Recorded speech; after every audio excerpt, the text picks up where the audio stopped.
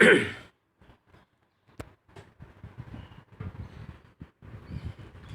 morning, everybody. This is Bhim Rao, Assistant Professor of Zoology, Kakatiya Government College, Anamkonda.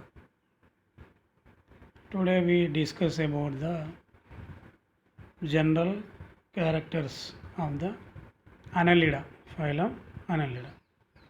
Phylum Annelida is the one of the phylum of invertebrata. Invertebrata. So in this, what are the important characteristic features of this phylum is the phylum Annelida word is coined by the Lamarck scientist,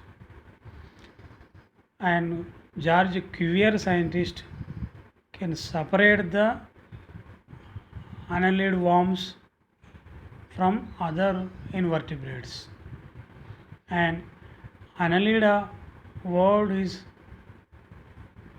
derived from the Latin word annulus. The meaning of the annulus is the ring-like structure. So the Annelida animals contain the ring-like structures in the body, and the annelids are the soft-bodied and elongated, triploblastic, segmented, true coelomate worms. So in this triploblastic means the body contain the ectoderm, endoderm and mesoderm. So they are called triploblastic condition. It is occur in the Annelida. And segmented. Segment body contain the several ring-like structures, segments. This condition is called segmentation. And coelomate.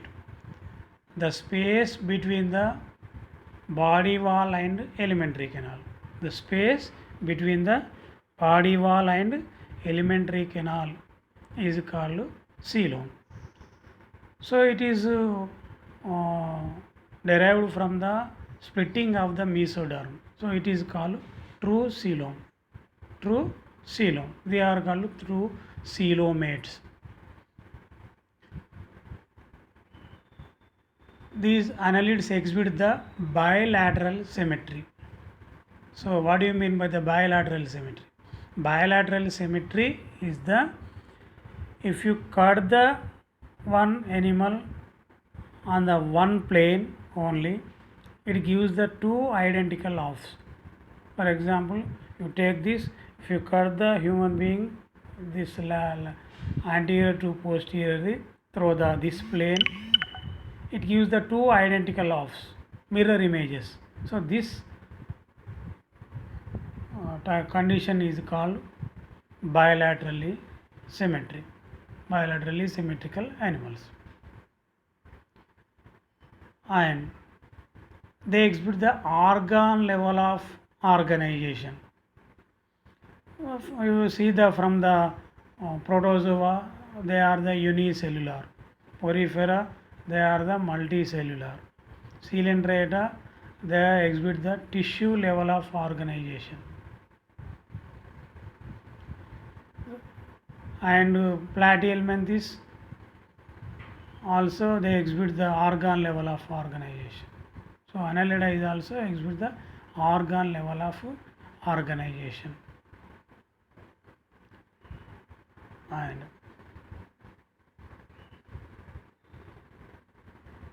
the body is covered by the, in the annelids, body is covered by the cuticle, a thin cuticle. Coelom is, I already told you, coelom is present, so they are called coelomates. So these annelids live in the moist environments, that is moist soil or fresh water or marine water.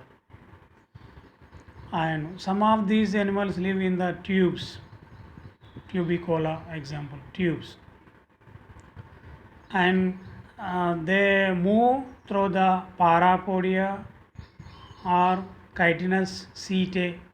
So they are the locomotory organelles. Annelids locomotory organelles are the parapodia or setae. And you take the digestive system. Digestive system is completed and with developed digestive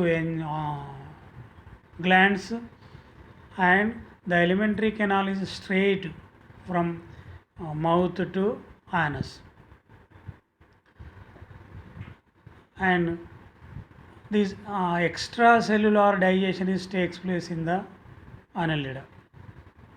You take the amoeba, intracellular digestion. So in the annelida, extracellular digestion takes place. So the respiration is done by the body surface integument, or some animals contain the gills. So gill respiration and cutaneous respiration, or general some body surface uh, respiration, integument respiration is takes place. And the excretory system consists of the segmentally repeated coiled tubes. These are called nephridia. These are called nephridia. So the excretory organs are the nephridians. These invertebrates have the true closed circulatory system. Annelids exhibit the closed type of circulatory system. So circulatory systems are two types: open type and closed type. Open type is occur in the arthropoda. Closed type is the in the annelida. So closed type means the blood flows in the blood vessels. Open type means the blood flows in the cavities. So it in the annelida, the closed type of blood circulation system is there. And you see the blood is red in color. Blood is red in color due to presence of the hemoglobin in the plasma. And the hemoglobin and hemocyanin are the respiratory pigments. Hemocyanin, hemoglobin, chloroerythrin, they are the respiratory pigments. Different types of the respiratory pigments are there in the annelida. And the nervous system consists of the a dorsal pair of cerebral ganglia. A pair of cerebral ganglia is there in the nervous system. And sexes are the separate or united bisexual. Also they are also called hermaphrodites. Fertilization may be internal or external. So total this phylum contains the 17,000 species.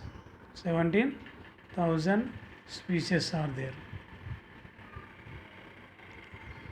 So mostly I already told you they are the mostly aquatic, freshwater, marine, some of the terrestrial, some of the burrowing. Means they live in the burrows. And development is indirect development. Indirect development means the larval stage is there in their life cycle. Direct development means there is no larval stage in the life cycle. And this annelids a special character is also exhibits, that is called regeneration power.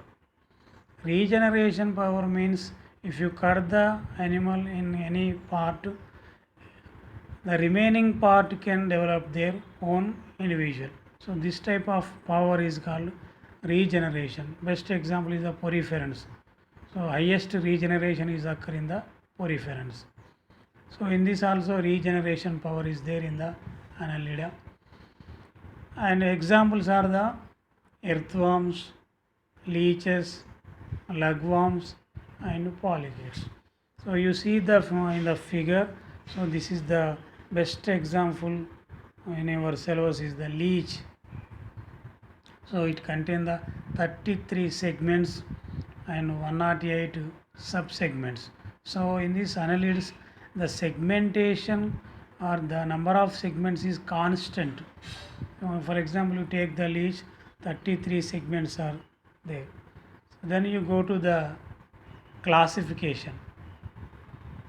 So this phylum Annelida is classified into 4 classes: Polychaeta, Oligochaeta, Hirudinaria, and Archaeannelida. So you go to the one by one. So first one is the Polychaeta. So polychaetes they are the mostly marine. They living in the seawater. So some of the freshwater, mostly marine, some of the freshwater. And in this internally segmented, generally the annelids segmentation is externally and internally, but in these polychaetes only internal segmentation is seen. And parapodia or setae are the locomotory organelles as usually. The unisexual animals are there in this. So most of the annelids are the bisexual, but in the polychaetes they are the unisexuals.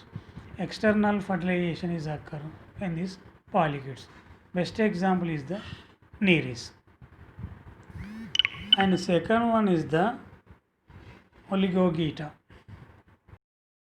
Oligochaetes are the terrestrial and freshwater annelids are there in this Oligochaeta. This earthworm and tubifex are the best example. They are belongs to the Oligochaeta. So this external and internal segmentation is seen in this Oligochaeta. And clitellum is present. Clitellum is present. They are the bisexual hermaphrodites. So in the Oligochaeta, direct development is there. That is, there is no larval stage. Examples is the Peritema, Megascolex, Tubifex. Next one is the Hirudinea. So in this Hirudinea, 300 leeches are present.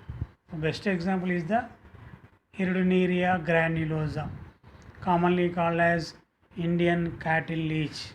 Indian cattle leech. So these are the blood sucking worms.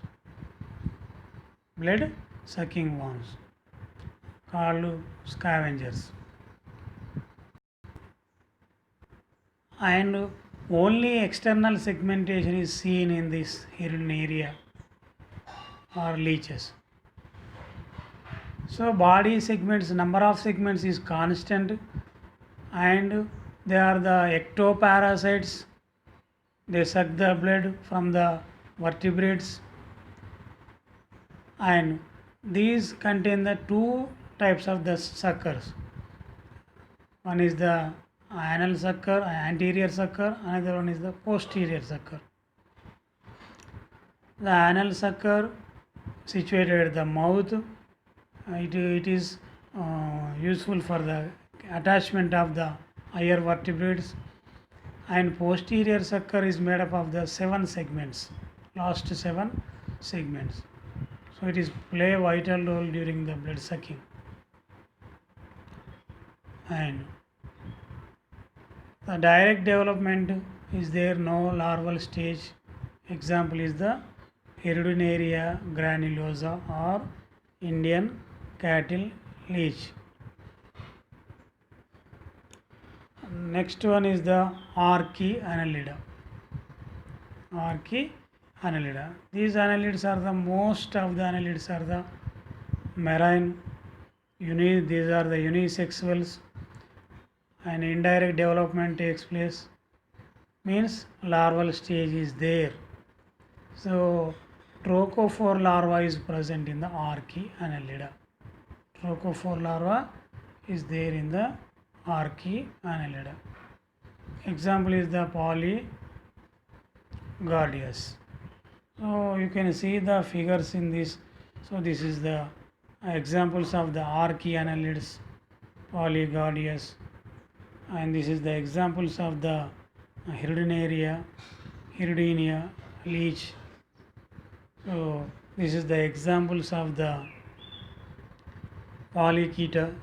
Example is the Nereis, and this is the example of Tubifex. Example for the Oligochaeta. So these are the general characters and classification about the annelids. So the next we can see the digestive system of the leech in the next class.